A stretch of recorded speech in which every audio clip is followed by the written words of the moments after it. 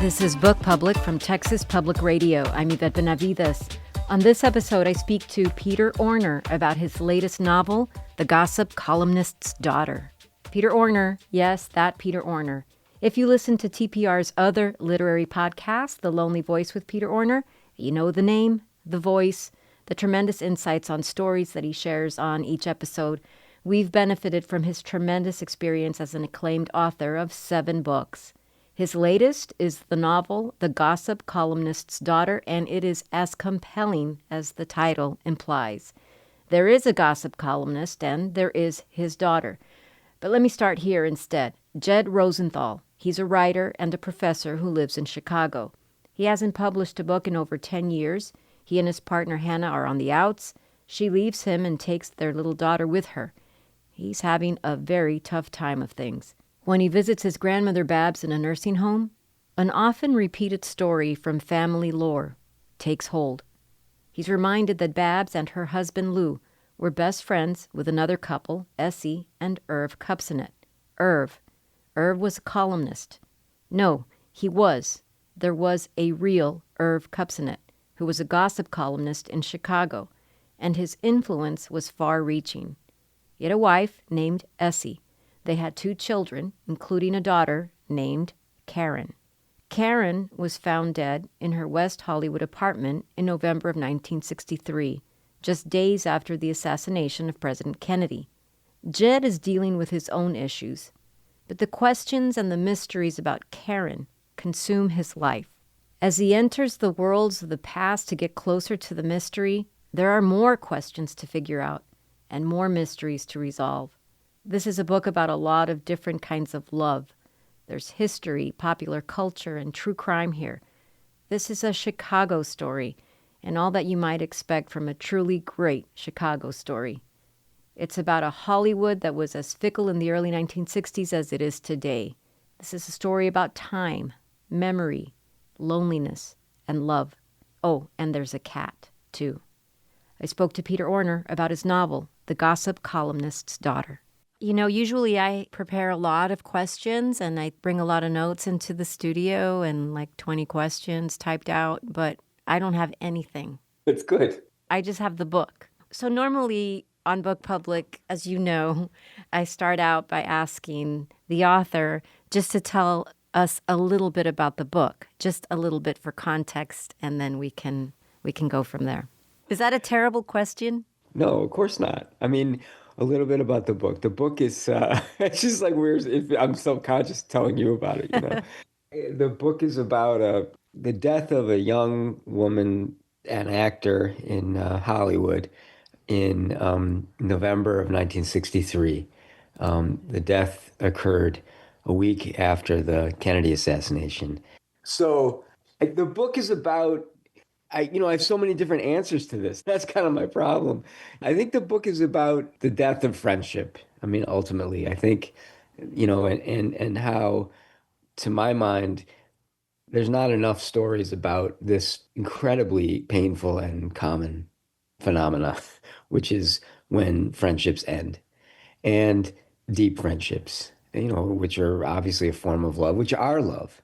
I think this book ultimately is about that. It's about many other things. It's about Chicago, and it's about the 60s and about the world of a gossip columnist. And but ultimately it comes down to it's about the end of a friendship, really 2 friendships, a friendship between couples, which I find an especially interesting phenomena. There's a lot here to unpack, but yeah, at the center of this is a friendship story or friendship stories. But really a key friendship story is the one that readers will find between Babs and Essie.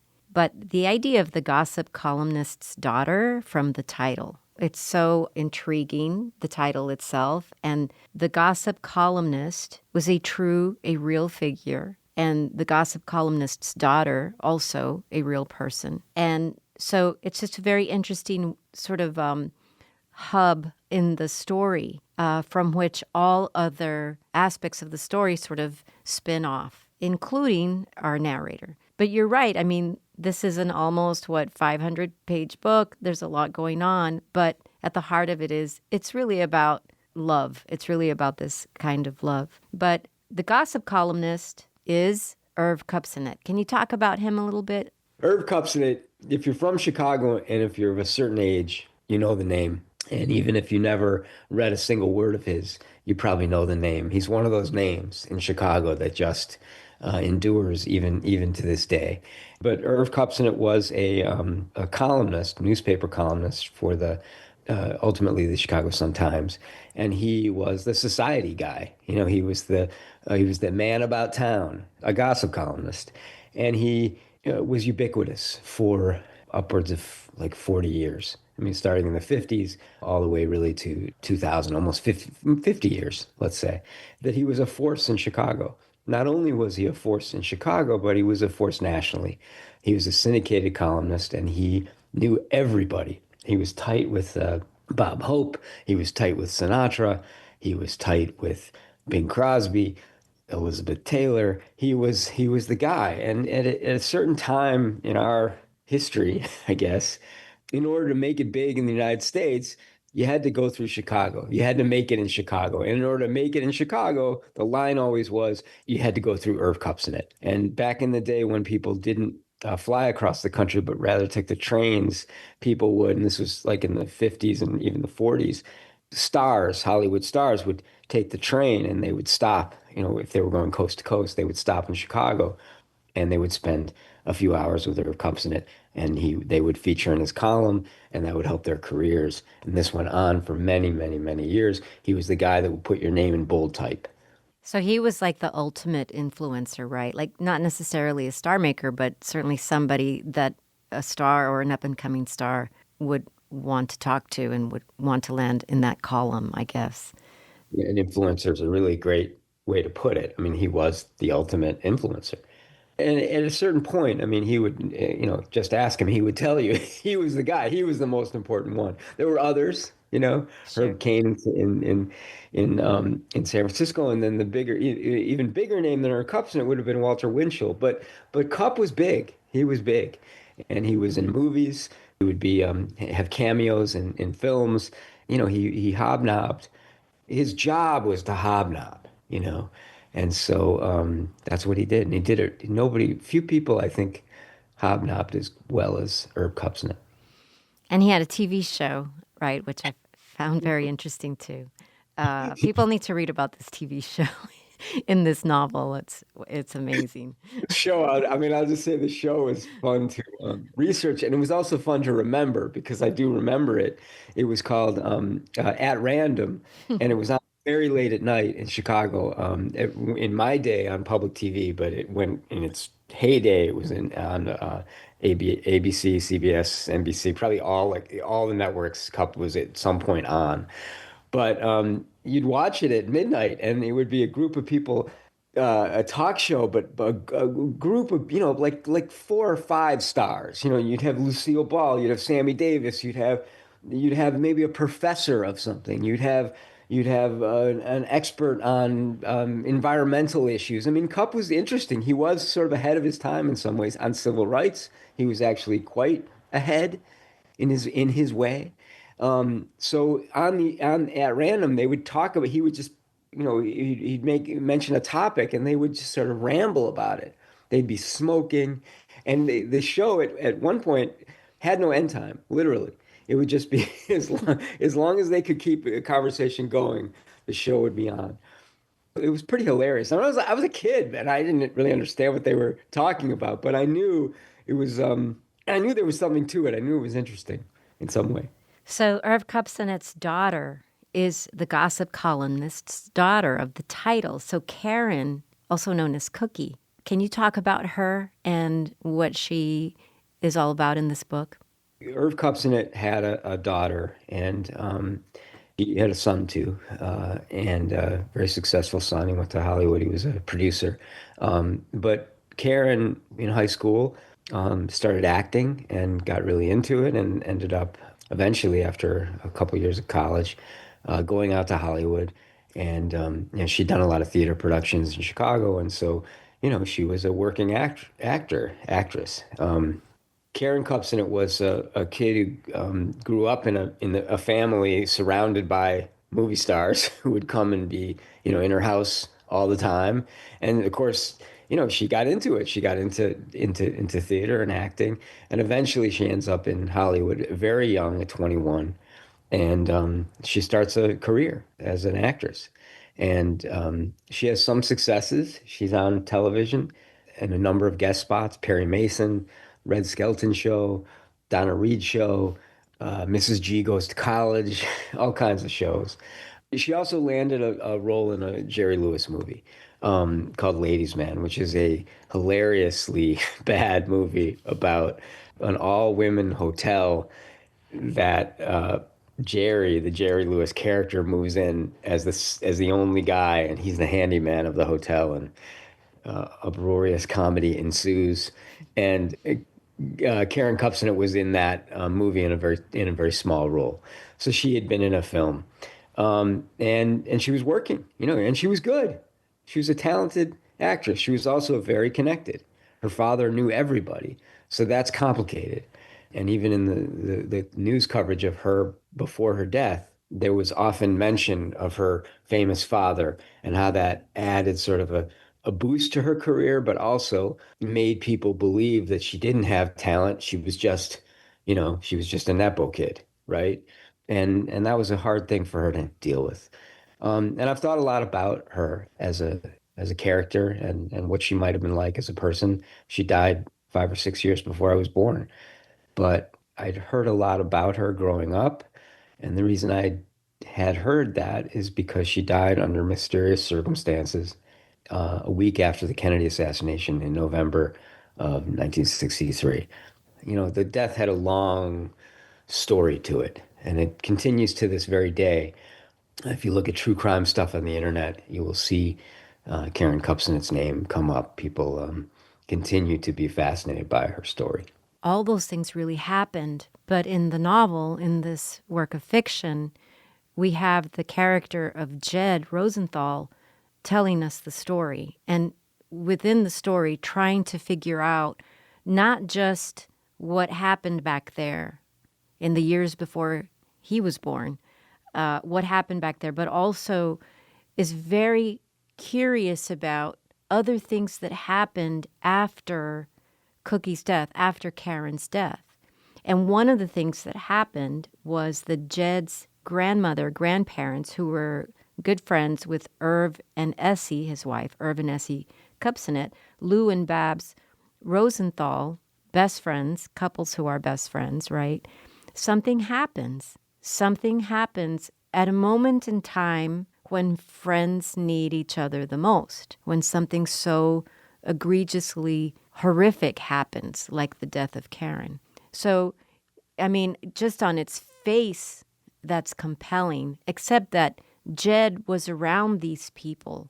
I mean, Jed was in Irv's column, right? Jed was around these people and really wants to understand not just the mystery of what happened to Cookie, to Karen, but the mystery of what happened between these best friends. And all of this is happening to Jed while he's trying to figure out his own life, his own love life, his own professional life, his writing career, his being a father. So there's so much going on with Jed, but it's really just genius how the story starts to unfold, or begins, really, the book begins before Jed is even born. But Jed is telling us the story, and we're just hooked by all these mysteries, especially the mystery of Karen early on.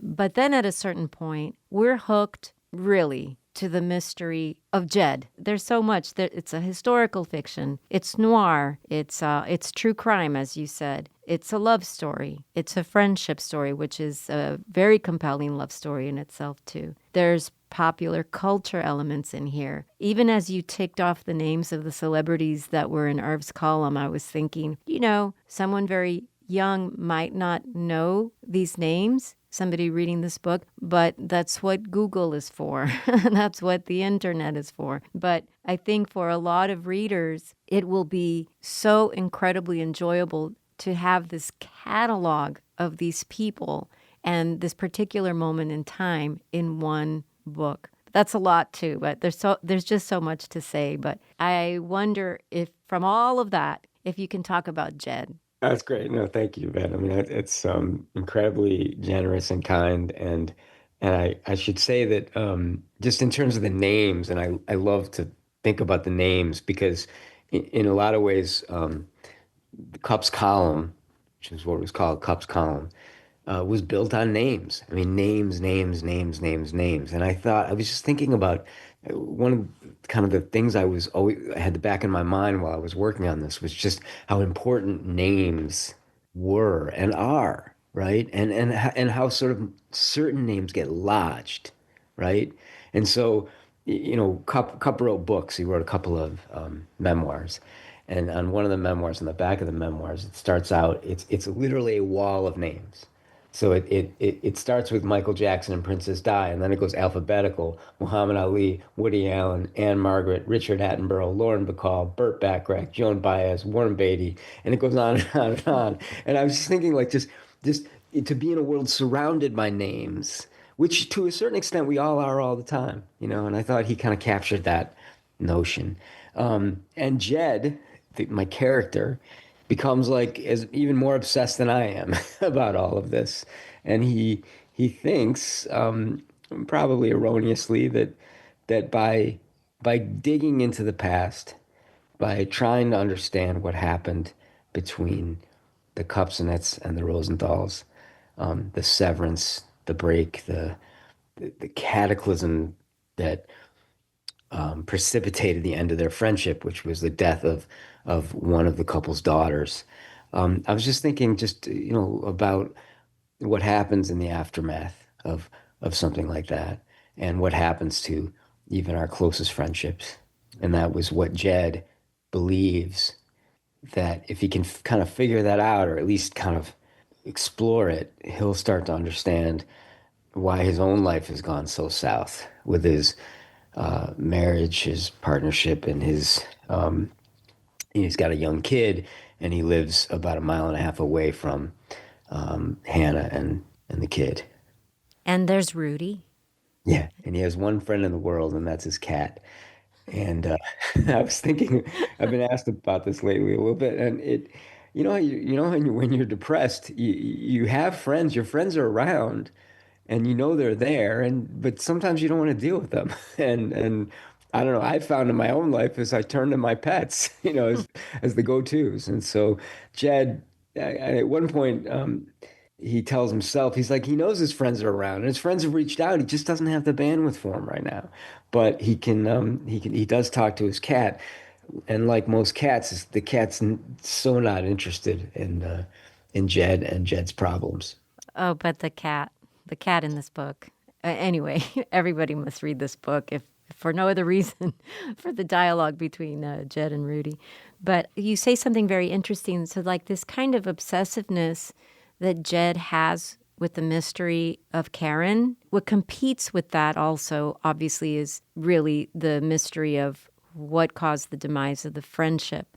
But as you say, it's like he's really grappling with a lot of other deep, deep questions. I mean, and there are questions that emerge here that he doesn't even ask or prompt us to, that we're all thinking about. That's one of the other things I love about this novel, is the questions that pop up for me that comes just from reading the book.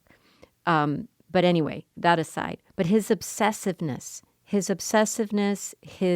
research, I mean, he even travels to Hollywood. One of the other characters in the book compares him to the Unabomber because he has just like this wall of photos and notes, and he is just really consumed with this idea that's really about not just one mystery, not just one question to try to answer, but so many other things at once. So I just love the multi-dimensionality of this, and I can burrow into one or another thing as I move through the book over multiple readings, but even in just one reading. It's just something, quite genius. Then there's another layer of all of this. I mentioned the research. I know you did painstaking research and then research that just sort of exists because of your family. So some of this is based on your own grandparents. And this is not necessarily, we're not going to call this a true story, obviously. People throw around the words like autofiction or metafiction and this and that, but this is a work of fiction. But there are characters here who are inspired by real characters in your life. Fiction's been around a long time. What does it need suddenly this little word ahead of it Let when I me was let in me high ask it this way. Did you have a sailor suit? I did have a sailor suit. I Okay. did. My whole family would verify the truth of that. My father was I don't know if there's a word for this, but like a naviophile, you know? He he really just like all naval things. In fact, there's a story that I've written in a different book about my parents' honeymoon. My mom and dad were in a bar in Miami, and there was an altercation between a naval officer and a gleaming, in my imagination, white suit with like those things on the shoulders, you know? And my dad just like, it's just like that was like his ultimate, his God. And there was this guy got into a fight, and my dad, who's not a very big guy, intervened on behalf of the of the officer.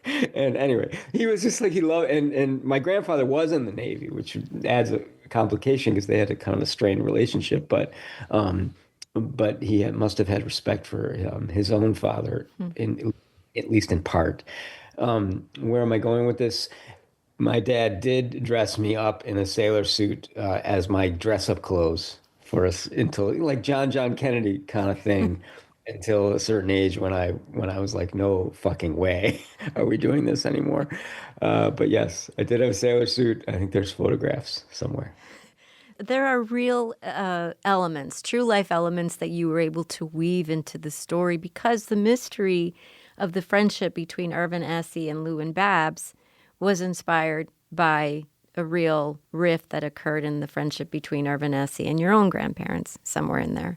I But mean, that's the kind of tiny little pin of yeah, foundation on which the story was sort of built is that yeah, I mean, and again, no big deal. Like it wasn't, and Jed talks about this a lot in the book. Like it isn't that big a deal to be former friends with a famous gossip columnist, and yet, when I was growing up, it was always in the back of our minds. Our family used to be friends with the Cubsonets, as if that was some kind of big deal. um, Um, and so, I think for a young person, that's okay.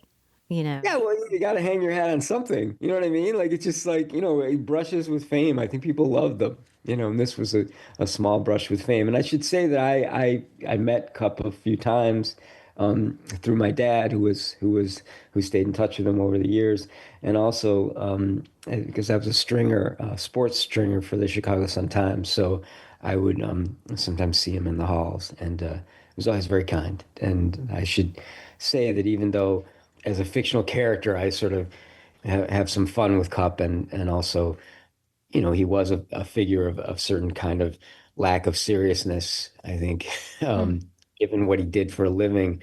But as a character, and also as just, the memory of a person, I really tried to, as I do with any of my characters, I fall in love with them to a certain extent. And it doesn't mean I'm gonna sugarcoat who they are in my mind. Cup was somebody who lived through a lot of very, very hard things, and that's much of the book is about that. Jed was fascinated, and not so much by the celebrity of it, or maybe that, but there's just something about Irv that was seems so incredibly entrepreneurial or creative or industrious or something. I don't know how did this guy ever Totally. sleep? He's I guy mean, is six amazing. columns a week, he didn't sleep at all. It's certain his height of his fame, like 6 columns a week, and a little bit later, this TV show on top of that. And also, in order to do his job, he had to be a man about town. He had to be out every night. Yeah. So I was just like, I mean, I can barely get out once a month, right?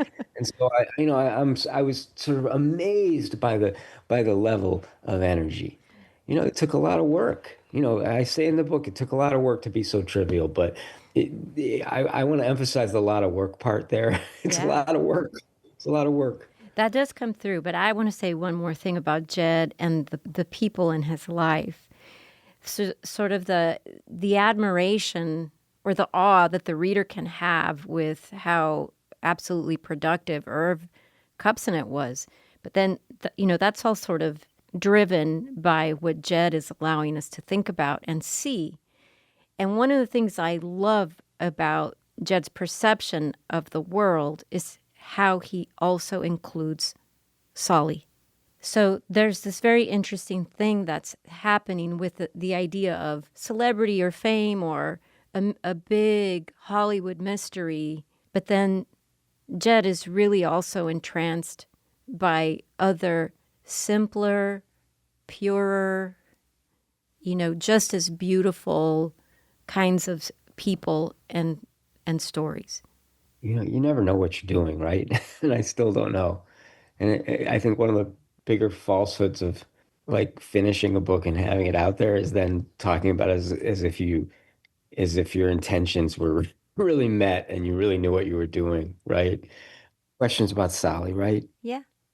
Well, what I said about not knowing what I'm doing, that's what I kind of mean to say. You know what I think? I don't know. I feel like here's this book about all these big major things. And in a lot of the big major things, Solly is there. And, he's even helping at the Thanksgiving dinner quietly in his own way. And Jed perceives this. Jed is such a noticer, he's so observant, of course. But the story about Solly, for me as a reader, it's just another kind of love story that's in here. It's another mystery that's in this book, and it's a very quiet one. And I'm not going to say if you blink, you'll miss it, because that's not true at all, because Solly is quite present in this book, but in a very quiet way. And I just love this character who's very tall and big compared to the other men, and he carries a book around, and I don't know, there's so much about that character that I really love that's just different from what these other worlds that we get to go into in this book. Then we get to go also into a little bit into Solly's world, and he is as enigmatic, and what I do know about him I love. He's a character that was really significant to me when I was working on this because he didn't have a place in this story, and yet he kept kind of not aggressively because he's not a very aggressive person, even though he did work for the great Chicago mobster Greasy Thumb Gusek as his right-hand man for many years. He wasn't an effusive guy. He in my mind, he just kept kind of like almost like quietly tiptoeing into a room. And for a big guy, that's not easy. And he just kept being in the story. And I like to think of him kind of almost like pulling me through, the 15 years that I was working on this. It was this quiet, almost peripheral character who acts as a sort of as a bodyguard for Cup when Cup and his friend Lou Rosenthal go to California to pick up Karen's body. Getting in the weeds here, but he just kept appearing in my mind, and he kept kind of nudging his way back into the story, and so I appreciate that he's somebody I think of as being sort of the heart of the story, even though he's not the lead. Another thing about this novel that I really appreciate, it's the way you write women. Even the way that you bring to us a real person, Essie, and bring Karen to us in such a sympathetic way. I mean, you really get into this idea of how potentially, probably hurt she was by this focus that the media, that Hollywood has on physical appearance and weight and all the rest. And, this idea that she was really good in plays. So obviously she had talent, but she had almost so much more to prove because she's Cup's daughter. And the way that, of course, that you write Babs, it all stages of her life. I mean, we really see Babs at all stages of her life, even when Jed is just recalling something about her younger days and then on through in the nursing home. And of course, during her friendship, the days of her friendship with Essie. And also the way that I mean, gosh, even the way that you write Hannah and Snook, the child. There's just a lot here about women, even Solly's wife, the way that you write women. So I don't know. I don't know what I'm trying to say about that, except that you write men also a certain way in this novel. And all of that is very, very, very interesting to me too. But there's something about the way that you capture the darkness of a Karen Cubsonet in her loneliness, and the way that you capture the friendship between Essie and Babs. That's so beautiful. It's not like they're, I don't know, that they're like Lucy and Ethel or something, It's almost like in the quieter moments, especially after the death of Cookie, that I don't know how you did it, Peter, but that I can read the story of the grief. I can read the story of the abject sorrow that has befallen these couples, these people, these mothers. And I just know that story. Anyway, I don't know what I'm asking, but I'm saying a lot. I mean, I appreciate it, and I'm so grateful for that take. To me, there is a moment in the book where Jed's mother, who's also a character. I love the mother so much, I have to say too.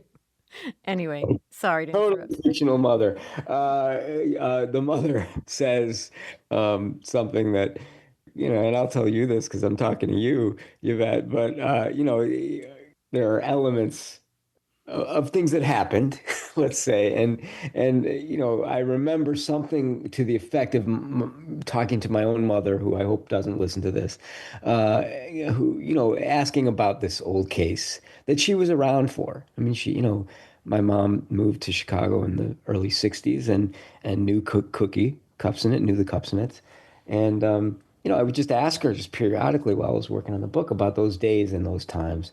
And I remember her saying something to the effect of, keep your eye on the women. That the story, as much as you might think it's about the men, it's about the women. I took that to heart as I was creating the fiction. And in terms of Cookie herself, I mean, in some ways, she's almost like a familiar story, right? Young girl goes to Hollywood, tries to make it big, and ends up, um, you know, dead, right? How many of those stories are there?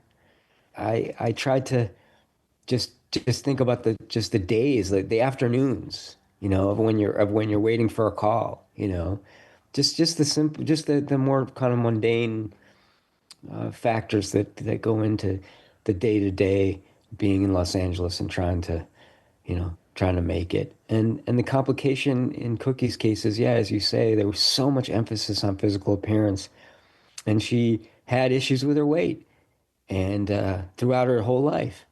And I think to deal with that personally is enough. But imagine having to deal with the newspapers. Every single article about you is about how your weight fluctuates.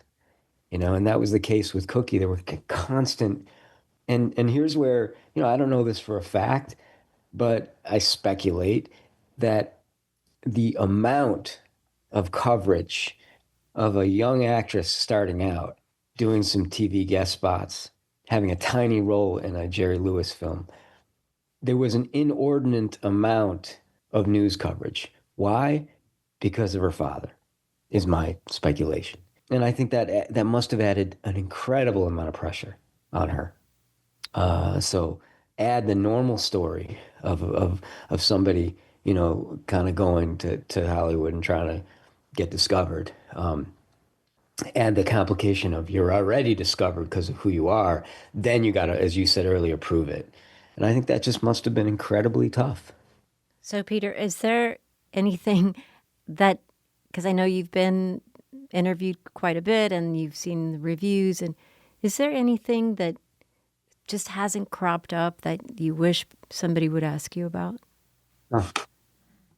I mean, you've asked me about a lot of things that no one's asked me about, especially in terms of just like the Cookie character and the focus on Essie and Babs. So I appreciate that. I mean, like you said, there's a lot of moving parts to this, and I mean, I hope I can say this publicly is that, nobody helped me more on this book than you, and successive readings of it and helping me at every step. So I want to thank you publicly for that, and also to say like, that your reading of it was as intense and as close as anybody's ever going to give this book. So yeah, thanks for that.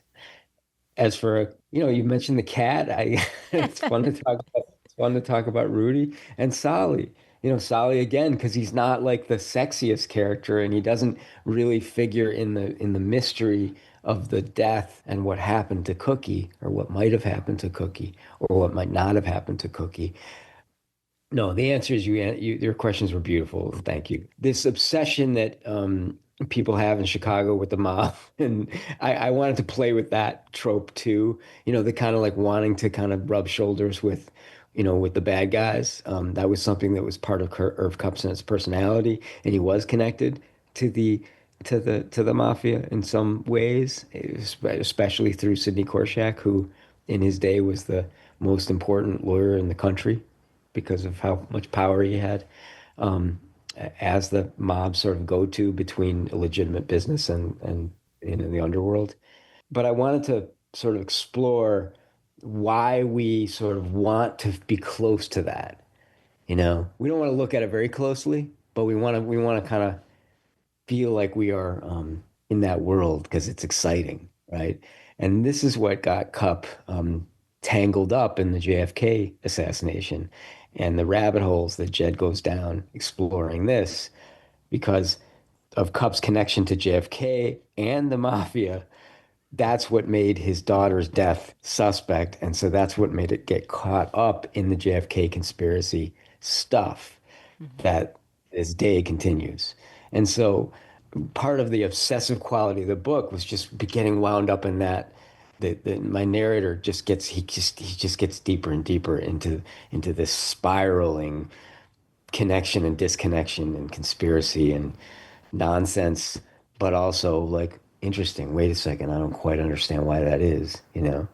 So one of the things that Jed tries to find out in the book is what was up with the coroner report with Cookie's death, and he speculates about the mafia being involved in that, which is my own fictional speculation. I'm going off track. But there's so much here also about memory. So Jed can do the research about the long past, other things that occurred throughout his life, but also he leans a lot into, talking to his mom about things or his grandmother, but also leaning into his imagination or his memory. He's really a guy that's always thinking about the past. And, he's in this present moment that for him and his personal relationships and his career is very challenging. And so the other thing about this book that I really love is how funny it is in moments and how absolutely devastatingly sad it is and everything in between, and how sometimes it's sad and hilarious at the same time. There is just so much in this book to enjoy and to love and to appreciate. There's just so much. Peter Orner, thank you so much for talking to me today about the gossip columnist's daughter. Thank you. Thanks so much for having me, Yvette. It's been great, and I look forward to our next Lonely Voice to be recorded ASAP. Yes. Peter Orner is the author of The Gossip Columnist's Daughter. He's the author of 7 acclaimed books, including Esther Stories, Maggie Brown and Others, and Am I Alone Here? His work has appeared in The New Yorker, The Paris Review, The Believer, and The Best American Short Stories. He's received 4 Pushcart Prizes. He's a former Guggenheim Fellow and a recipient of the Rome Prize from the American Academy of Arts and Letters. Peter Orner is the chair of the Department of English and Creative Writing at Dartmouth College. He's also a volunteer firefighter. This has been Book Public from Texas Public Radio. Jacob Rosati composed our theme music. Dan Katz is Texas Public Radio's news director. I'm Yvette Benavides.